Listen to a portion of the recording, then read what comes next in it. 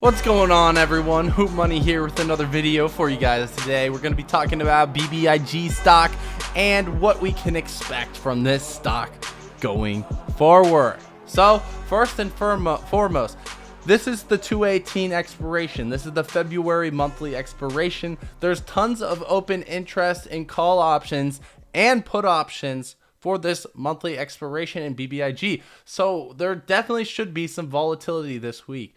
Will that volatility head to the upside or downside? We will find out. Personally, I think it's probably more likely to the upside. However, there's tons of reasons to still be cautious, including the entire market risk of this whole geopolitical crisis that's going on in Ukraine and Russia. That's obviously having a short-term effect on the market, even if long-term it doesn't mean too much. We also have higher interest rates potentially coming. The Fed had a meeting today. We're still waiting on the minutes report for that. So that is a market-wide risk. But other than that, Bbig stock, no real risk, only catalyst in terms of tyde going forward. So that is looking good. There's still high short interest. We're still in an uptrend and there's still some decent whale activity. So that's pretty good for Bbig stock. So I think that maybe if you have options, it could get a little hectic with these market-wide risks. But if you're in shares,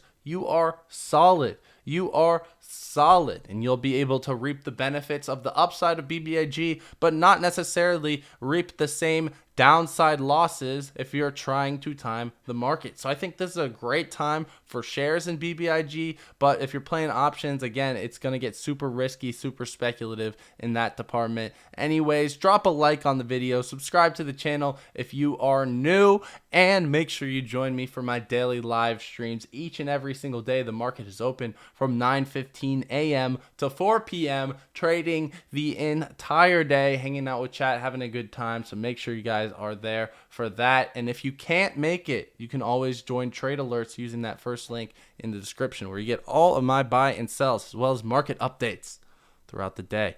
Anyways, thank you, Moomoo, for sponsoring today's video. Moomoo is a licensed FINRA broker that does absolutely zero, goose egg, nunca, nada payment for order flow.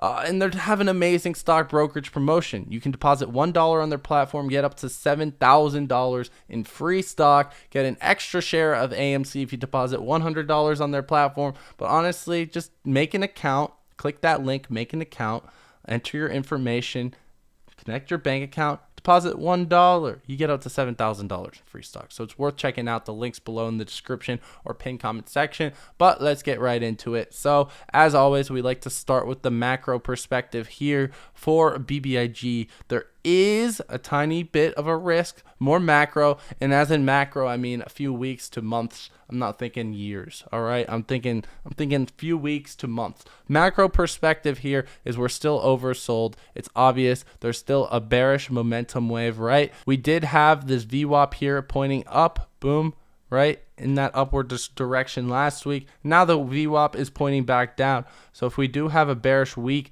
we do risk getting the red dot on the weekly, which means more consolidation and just more bearish pressure in general. Moving into the daily chart, we did get a red dot as of today, which would in fact signal some type of bearish divergence, but not really, because the previous red dot, as you guys can see, was right here, and it was actually a trigger wave downwards. So technically that's a bit of bullish divergence, but again, the daily chart's not looking the strongest. The 4-hour chart, it looks a bit better. We're catching it on a minus momentum wave, and if we do move up, there will probably be some bullish divergence here in the coming day or so. So that is what's looking good for the 4-hour chart. And then the hourly chart as well. VWAP is pointing up. We'll potentially get some bullish divergence here, right? We got the 2 dots, and then we'll potentially get some bullish divergence from here to here. So that's what we're going to be looking out for.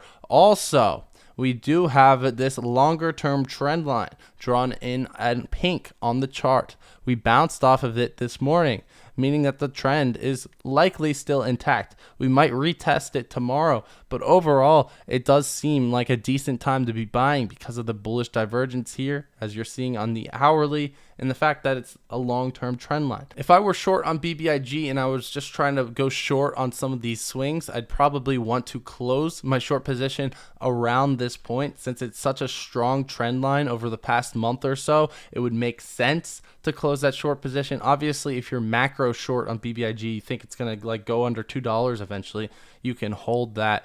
But it doesn't make too much sense to be short right now. And I'll show you guys right now with this short squeeze analysis. So still number 2 on the short squeeze leaderboard. Still, after all this, we actually moved back up to number 2 from being demoted to number 3. Looking here on Ortex, you guys can see there's a 272% cost to borrow. So you're paying an absolutely absurd fee to borrow this stock. And essentially what shorts are saying is that it's going to go back to 2, under 2. That's only really a 33% increase. So you'd have to hope that BBIG goes down 33%. So essentially what shorts are betting on at this point is BBIG goes down like 33% in a month, or else they're really just not even breaking even on that trade whatsoever. And I just don't think that's going to happen. So I just think that it would make sense for a short seller to close their position. It just seems logical. It just seems logical, at least for the short-term short sellers. Long-term, it makes more sense for them to stay in it. But anyone who's short on a swing trade in this stock, I'd say they're probably getting close to closing that position. Everything else in terms of the Ortex data looks the same, so we won't dwell on it too much. We can move right in to Fintel right here. Not many shares available, so same as Ortex.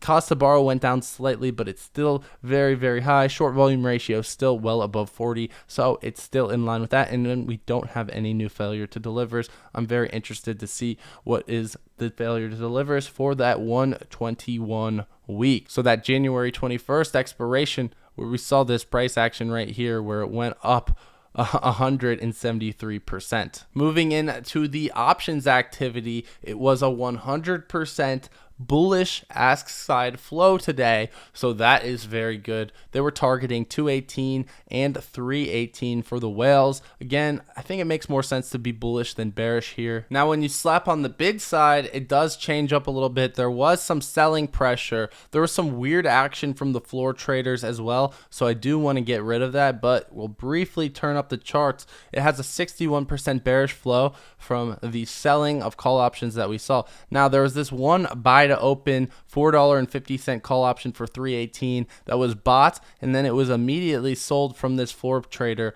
about 789 contract excess from this original buy. It was sold for the same price, so the spot price was 21 cents here. So the floor traders here definitely don't seem like they're making a trade based off of, I don't know, directional movement. It seems more algorithmic and weird. So we're going to just do a max of 40,000, get rid of that floor trader, and then see the flow, and it becomes 61% bullish. So it looks a lot better. However, there is a lot of volume on the bid side, a lot of risk management today, a lot of selling pressure on the call side as well. And when we get rid of puts altogether and we're just measuring out calls, bid and ask side, there was slightly more selling today. 52% were selling, and then 48% were buying call options from whales. Historical flow, we did have another low day, but typically we do see very low volume before the big moves do in fact occur. So low volume is not necessarily a bad thing, right? You want to be buying when there's low call option volume,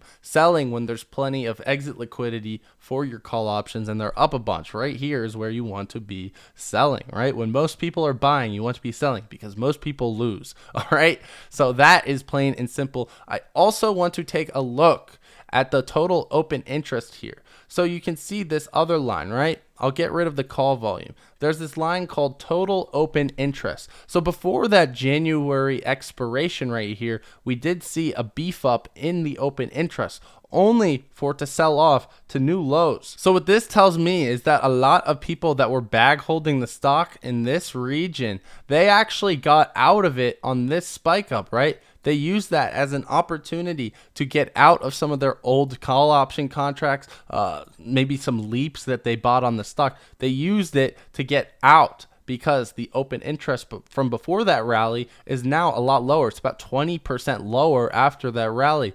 So what this also tells me as an investor is that there's going to be less selling pressure the next time BBIG rallies, because a lot of people got out on this rally. So that the next rally, we might see less selling pressure, which would allow us to go up higher, because the people bag holding from back here, some of the bag holders from, vinco shrinko mode, they might have gotten out on this previous rally, meaning that on the way up, there's less selling pressure. There's less bag holders trying to get out of their position. So that's very interesting. And now, as of today, we have climbed about 20%, 25% from the lows there in total open interest, which is super interesting. And as you guys can see, there's obviously more call option open interest. The call option open interest is way more correlated to total open interest than put option open interest. The biggest option trades of today were those floor traders, which I ignored for the most part because, well, it just didn't make too much sense. The next two biggest option trades were two selling of call options, then a buying, then a selling of a put option, and the rest of them were buying of call options, mostly call options being traded, about 60% bullish there on the biggest option trades. It does look pretty good in those regards. The max pain for this week is actually $4 per share. BBIG is currently at $3.11. So in order to make the most amount of option holders lose money, BBIG stock actually has to go up. This is an anomaly, right? So there is some upside in terms of the max pain that we're seeing in BBIG, which could totally be a catalyst going forward. And then we also have some positive gamma exposure all the way up to $5 per share. And let me remind you guys, BBIG has some of the highest gamma exposure in the entire stock market. So that could be another catalyst that could perpetuate BBIG's stock price higher. A lot of it does expire though on Friday. So this week is essentially BBIG week part 2, but we obviously need those volatile movements to become BBIG week part 2. So if BBIG starts moving this week, it's probably going to be a multi-day runner, and you can probably make some money in the options market. If it doesn't move this week, then a lot of the gamma will end up expiring on BBIG stock,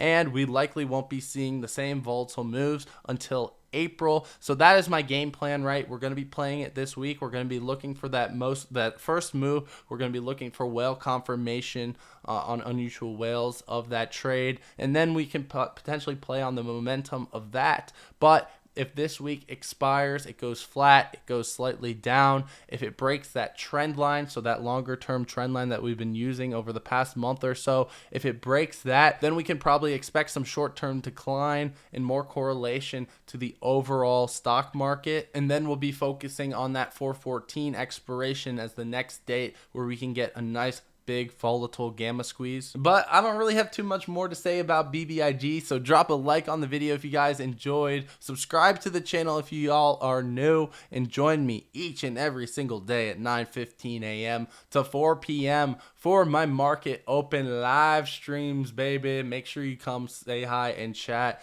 I'm looking forward to each and every single one of you guys being there tomorrow. If you can't make it though, you can join Trade Alerts using that first link in the description to get access to all my buy and sells, as well as exclusive due diligence and private Discord with other VIP members. And don't forget to sign up for Moomoo, baby. Second link in the description. You can get up to $7,000 in free stock as long as you deposit $1 on their platform. That's about it. I'll be seeing you guys next time. Have a wonderful day. See ya.